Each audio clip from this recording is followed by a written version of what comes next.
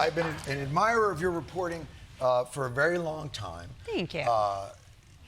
Your latest reporting, Supreme Court, which is one of the more opaque, I think, that we have in our government.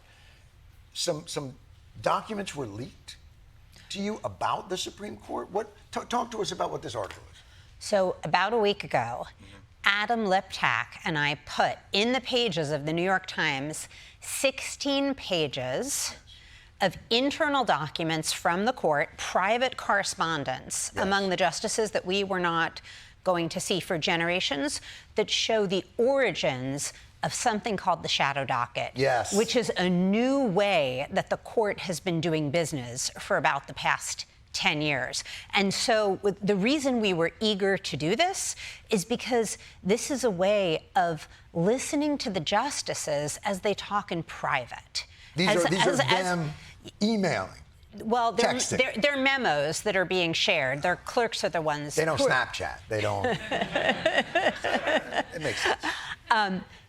But the point is that we can see the exercise of power in these memos, and we can also see the justices disregarding centuries of time-tested legal decisions, a legal decision-making process about being very deliberate and doing things slowly. And in these 5 days of memos, they both halt President Obama's climate change initiative. These memos are from 2016. These are from 2016. So they're stopping Obama's plan. Turns out later, we see this is like the beginning of the end of federal attempts to regulate greenhouse gas emissions. But also, they're doing this thing like really like very quickly and without a lot of deliberation that is going to turn into a break with the way the court does business. And this is the origins of the system we see today, where, like, for example, if you look at how this court has treated President Trump, they've awarded him a lot of power. They've done virtual immunity from any kind of The immunity decision was a merits case. That was a regular, slow, played out case. Had to write it out. Yes. On this emergency track, they have awarded President Trump a ton of power without explaining themselves to the public very often. Shadow docket, because I think that's interesting.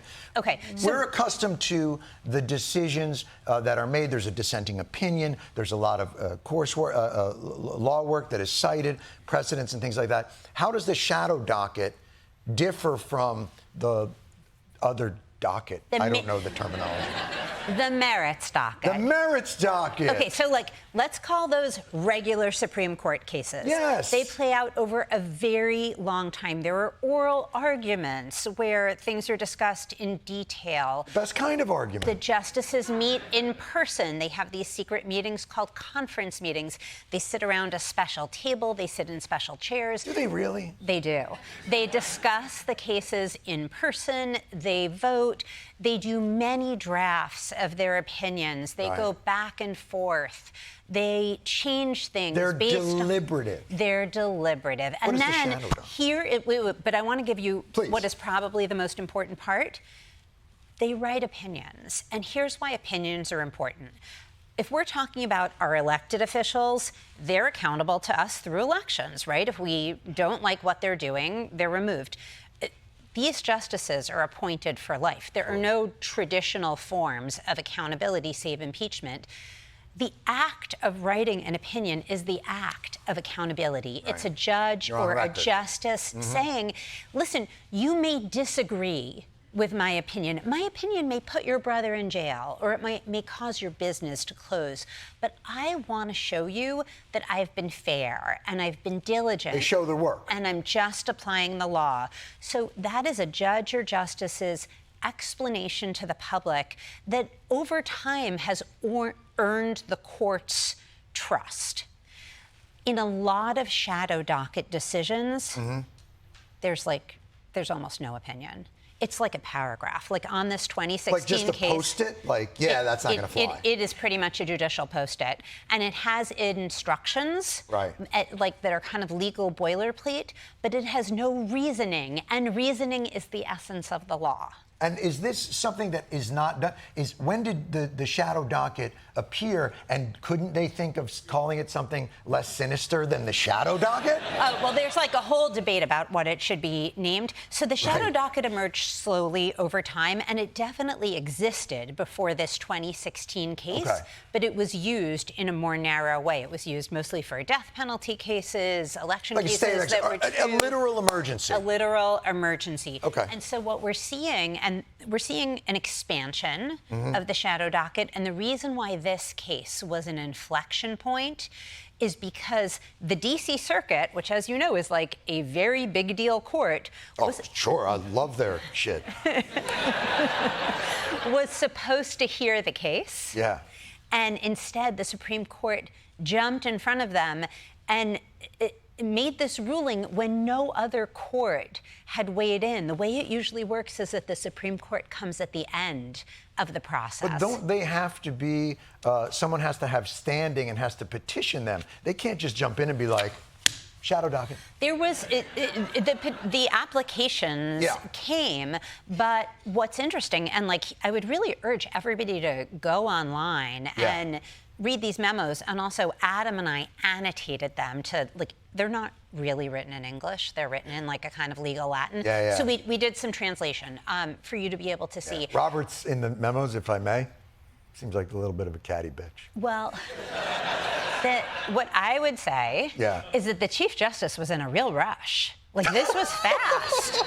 Like, but he seemed offended by certain things. Well, he was in a power struggle with the Obama administration, which he feels had sidelined the court on a previous EPA decision.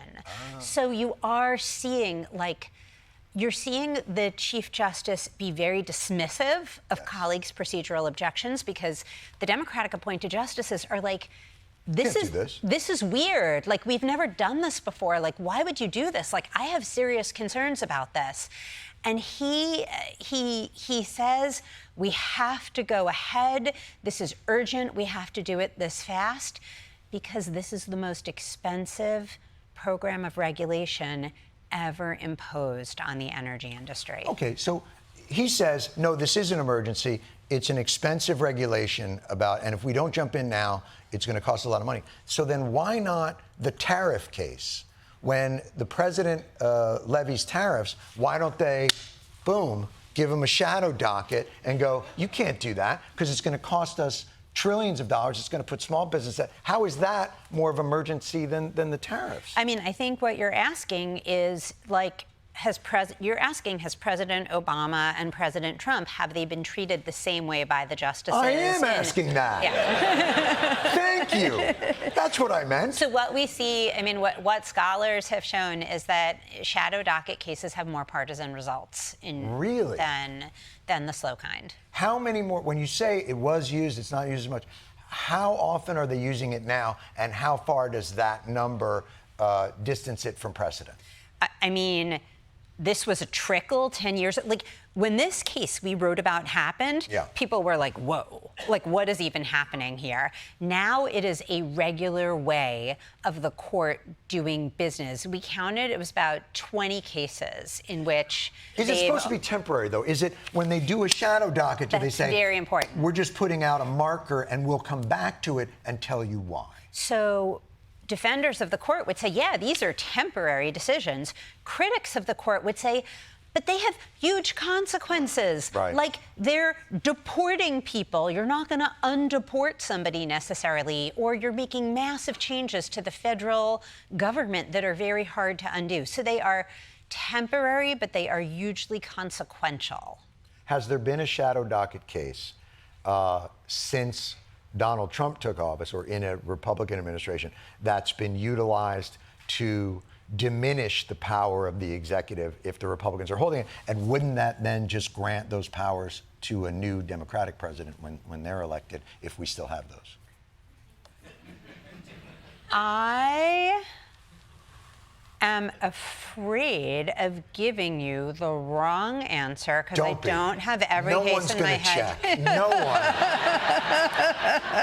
These people, they literally have the game on while this is going.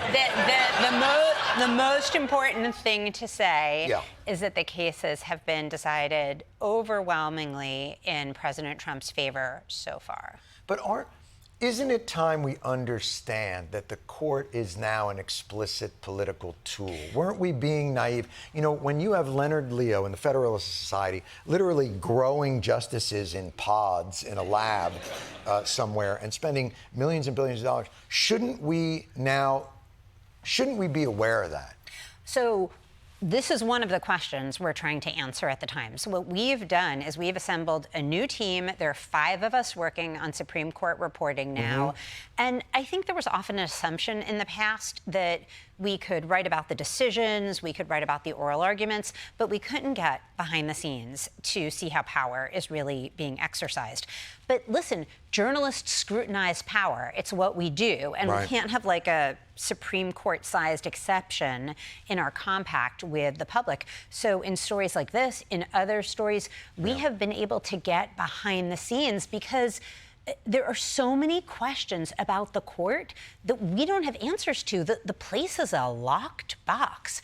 How partisan are the justices? Sure. You're a great question.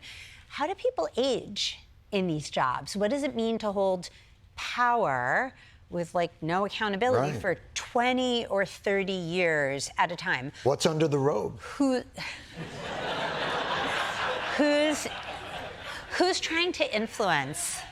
Who's trying to influence the justices? And so slowly, these are the questions that our whole reporting team at the Times is starting to answer. As you start to peel back that onion a little bit, is there a danger that we will suffer from a nostalgia of past courts, that they operated in a way that had more integrity or less power politics or not as personal in terms of the animus or different things that are going on? Because we view those courts nostalgically to some respect, especially like the Warren It's such a great question. Courts have always been political. I mean, look, the justices are appointed by the presidents. We totally know that. But the job of a justice or a judge is to transcend, right? It's to be truly independent. It's to look at every case. But we know that's bullshit. We watch the confirmation hearings. How many times in the confirmation hearings did those guys go, I'm an umpire. I just call balls and strikes and stare decisis. It's all about precedent, and and then as soon as they're in. But are you saying, Jon? Shadow docket. Do you still believe that it should be the goal of the courts to transcend political bias? Yes. Yes. So, they should. Yes. Will that put pressure on them to do so, or are they ultimately just captured by the same political industry that captures everything else? I mean, I'm a reporter because I believe that information makes everything essentially better. And we're having a lot of debate about this country, about the Supreme Court. Yes. I want us to have the most information possible so that we can have the healthiest, richest, fairest debate about these pretty difficult questions. I mean, people are talking about packing the court. You know, we're the only constitutional democracy without age limits or term limits for it's bananas. Judges. And so I think Bananas. there's going to be a lot of debate about that too, right? And we just, it's hard to have a really great debate about a place that is totally secret. So that is why we are trying to cast some light. I can't even tell you what a beautiful sentiment I find in that, which is, you're right, it may be corrupted and it may be operating on a partisan principle, but isn't the idea to get us more and more information because that's the only way to improve it? Sometimes that's lost in the shouting and the clicking and all those different things. I think that's exactly the sentiment that we've forgotten. Well, thank you. Yeah, it's excellent. And then you wrote another book, and I didn't get to that one. It's for your kids, so this is you for my might want to kids? take a look, yeah. It better be a picture book. And it better be about looksmaxing. This was advice you gave to college graduates who are. You're giving a speech at Columbia about graduates, and this was kind of the advice you were handing on. Well, it was a crazy situation. Remember, like, the chaos at Columbia? I'm familiar. So in the middle of it, I get an email from them saying, will you give the undergraduate commencement speech? What? And it's like an honor, but also kind of a bad offer, right? And so my friends from college... We're going out of business. And we were wondering... So my college friends are like, don't do it. Colin's sick. Like, you're going to get booed. And I was like, give me those kids for 15 minutes. Because I was so upset as a reporter, as a mom, as a citizen, at like seeing this place that stands for enlightenment and discussion just descend into total toxicity. So I was like, okay, I'll do it. Thank you. I'm honored. But I need to talk to the students because I got to read this room very carefully. So I get on a Zoom with the students and they ask me a great question. They say, we chose you because of your career, and we want to know how in this crazy environment are we supposed to find and start our life's work? And I was like, this is awesome because that is such a hard, it's like such a good question. And I knew. And this environment is very different. It's not, we're no longer bound by the traditional paths. It is, well, speaking of the word generational, this fear is generational. I have like spoken at campuses all across the country. The elite universities, the more humble universities, there are common fears, right? But I don't want to spend all our time tonight on the fears because like we all know what the negatives are. Me neither. The interesting... I'm not that guy. Do you think I'm that guy? Is that what you're suggesting? I'm not that guy. I heard you say before you were a little concerned about AI. But the really interesting question is like, what are young people actually supposed to do? Like, what is a positive, productive response look like in this environment? So that's what this book is about. So you can either read the book and get it and find that out, or you could probably just run the question through ChatGPT, I would think. You know just what to say to an author, Jon Stewart. All the time. You're doing unbelievably great work. Thank you so much. I appreciate you being here. How to Start, Discovering Your Life's Work is available right now. Jodi Kantor.